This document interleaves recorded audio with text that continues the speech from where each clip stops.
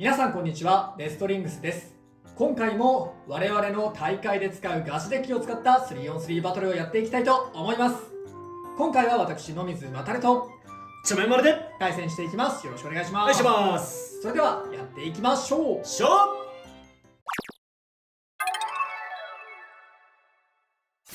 はい、ということで今回野水航が使用する 3on3 デッキがこちらになります。まずファーストベイはナイトシールド 560HN。 このカスタマイズはシャークエッジなどアタックタイプに対抗するために作られたカスタマイズになります。ナイトシールドの対アタック性能と、560もね結構分厚いので相手の攻撃をいなしやすいっていう特徴を合わせて、かつなかなかブレにくい綺麗に回転する調整にしたお題になっております。 HN を使っているので中央に寄りやすくて、そこでアタックを食らうと負けちゃうかもみたいなところだけが結構ネックではありますが、今ある持久系な動きができるベイの中で一番ナイトシールドが、対アタック性能には優れてると思ったので今回はナイトシールドにしました。そして2機目がヘルズチェインの 460O です。こちらも持久でスピンフィニッシュ1ポイント取りに行くような形になっております。ヘルズサイズの次ぐらいには強い持久ベイだと思っているので今回セカンドベイに採用しております。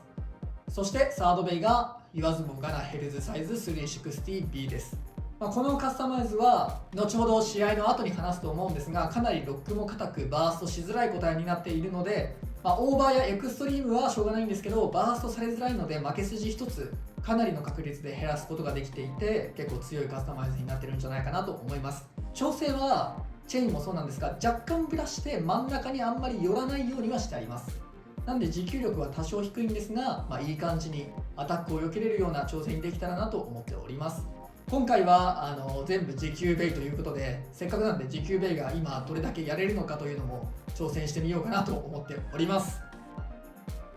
今回ちょめまるが使用するデッキはこちらになっております。で、前回と違う点はファーストベイとセカンドベイのブレードのパーツが変わっていることです。ファーストベイのヘルズサイズ 360HT なんですけど、前回使ってたのがナイトランスなんですけど、強いヘルズサイズのブレードを使えばもっと強くなるんじゃないかなって思ってこのカスタマイズにしてみました。で、セカンドベイのフェニックスフェザー 460T なんですけど、これはウィザードアローと同じコンセプトで受け流してみて戦ってみようと思ってこれにしてみました。ただね、ア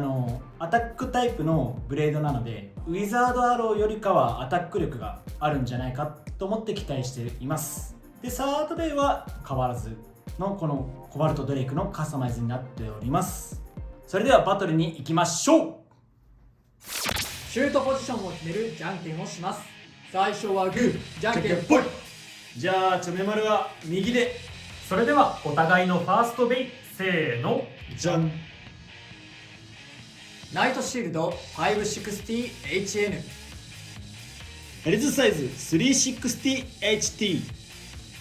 ファーストバトルレディーセット、3、2、1、ゴーシュー。暴れちゃったかな。危ねえ。いやー、一応重いよ、意外と。暴れちゃったかな。暴れすぎちゃったかもしれない。姿勢崩してるから、このままナイトシールドラチェット当たってバンとかやめてくれよ。それだけやめてくれよ。ラチェット当たってバンだけやめてくれ。さあ、真ん中で俺のナイトシールドが綺麗に回ってる。煽っていく。俺のヘルスサイズ煽っていく。スピンフィニッシュ。ナイトシールドに1ポイント。よーし。ハイテーパーがね、あんまり真ん中にとどまらずにエクストリームダッシュすると斜めに進むから、こいつが真ん中にとどまっても救われたって感じ。ちょっとね、暴れすぎちゃったね。そうね。お互いのセカンドベイ、せーの、じゃん。ヘルズチェイン 460O。 フェニックスフェザー 460T。 セカンドバトルレディーセット、3、2、1、ゴーシュー。リセット。おお、飛んだ。もう危ねえ。うわー。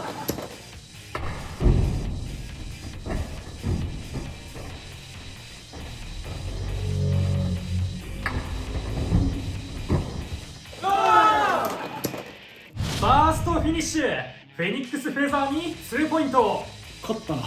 なんかラチェットとかに変な当たり方したかもしれんな。やれるね。やれるね。やれるね。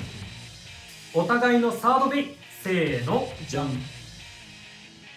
ヘルズサイズ 360B。 コバルトドレイク 580R。 サードバトルレディーセット。3、2、1、ゴーシュッ。やった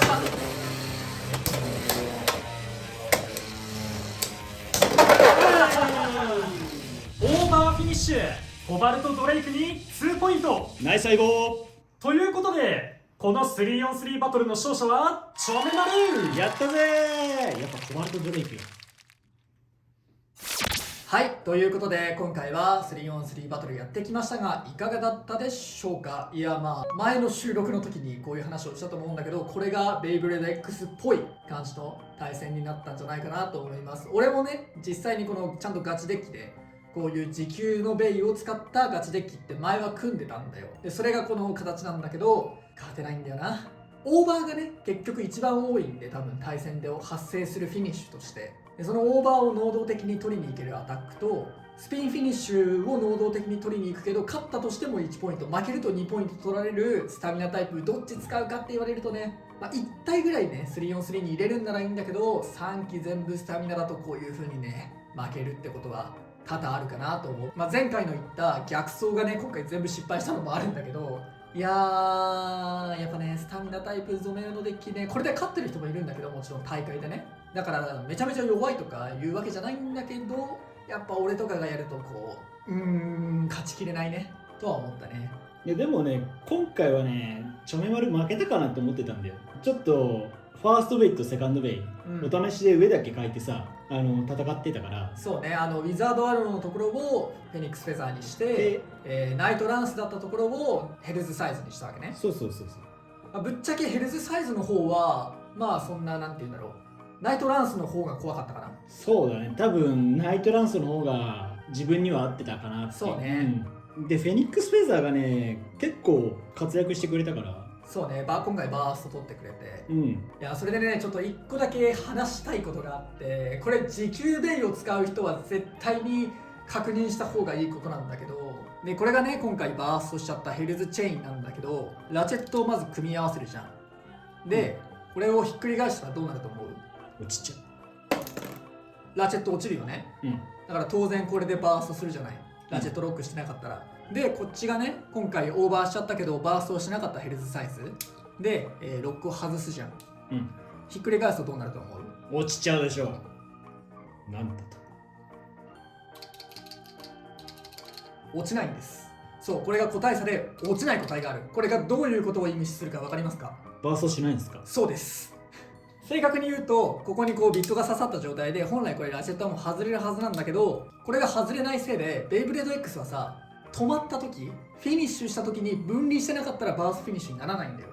だからこの状態だったらスピンフィニッシュ取れちゃうわけね。だからこれだったらバーストフィニッシュがほぼ起きない、みたいな個体が360だろうが460だろうがあるから今回のチェインは落ちちゃう個体だったからバーストしちゃったけど、これがもし硬い個体だったらバーストしてなかったかもしれない。それこそこういう個体だったら。でもビットだけ外れちゃう場合もある。それはね仕方ないんだけど、要はラチェットに攻撃されたとしても一撃じゃやられなくなる、っていう個体がありますベイブレード X には。でこれは強く振ると落ちちゃうぐらいの個体です。起きねえや今日はい、強く振ると落ちちゃうぐらいの個体です。ただ本当に硬いのがあって、これまだ硬くないんですよ実は。本当に硬いのはラチェットを持って振ってもブレードが落ちませんってぐらいマジで硬いのがあります。こことここを両方持ってちゃんと外さないと外せない個体があります。この個体はマジでバーストしません。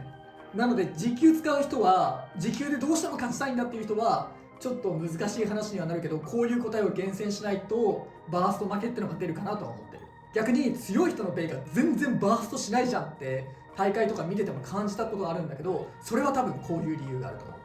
一応ねここの進み具合が違うやつもあるし、このビットの刺さり具合が違うのもある。そうだね。なんかビットがやたら硬いのとかもあるけど、そういう個体差でいっちゃん硬いのを組むと多分なかなかバーストしない。だから時給ベイ使う時はねそういう個体探すのも大切になってくるかもしれない。でもそれ結構大変というか苦行なんだよね。いっぱい買わないといけないし、同じパーツを。これもだいぶ緩くなっちゃった。使っていくうちにだんだん摩耗してって緩くなっていく。前はねラチェット持ってもね多少外れなかったんだけど、もう今はねそんなことない。外れちゃうね。だから本当にね持久ベイを使う人はこういう個体を探す旅をしないといけないかなって俺は持久ベイを使ってて感じたのね。今回のチェインもバーストで負けちゃったから、あれ多分バーストしなかったら勝ってたと思うんだよ。まあスタミナでね。そう、うんだいぶ変わってくるから、うんやっぱそういう個体も必要なんだなと思うし、そういう個体と、今回俺は失敗しちゃったけどここをきれいに逆走するような動きとか、そういうシュートテクニックを駆使して